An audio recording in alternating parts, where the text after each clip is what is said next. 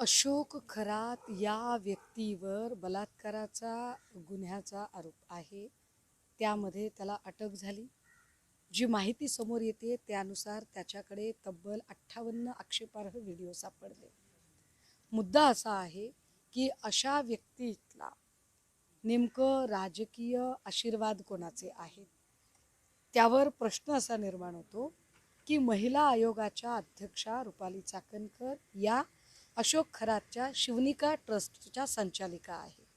नुसत्या संचालिका नाहीत तर अशोक खरातांच्या डोक्यावर छत्री पकडणे, कधी त्याची पाद्यपूजा करणे, असे अनेक व्हिडिओ फुटेज, फोटो या निमित्ताने बाहेर आले. ज्या महिला आयोगाकडून महिलांचं सबलीकरण, समुपदेशन आणि समावेशन करणं अपेक्षित आहे, त्या महिला आयोगानेच जर महिलांचं शोषण करणाऱ्या व्यक्तीची पाद्यपूजा करत असतील तर शोषित महिलांनी न्याय कुणाकडे मागावा?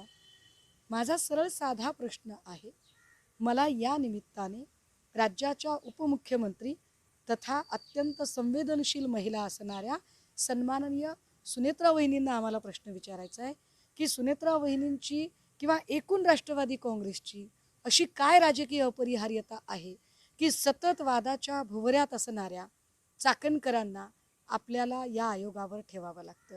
कारण आयोगाचा दुरुपयोग करत वारंवार शोषित महिलांना न्याय देण्याऐवजी महिलांचं शोषण करणाऱ्या लोकांना राजाश्रय देण्याचं काम जर चाकणकर करत असतील तर चाकणकरांना या पदावर राहण्याचा अधिकार नाही.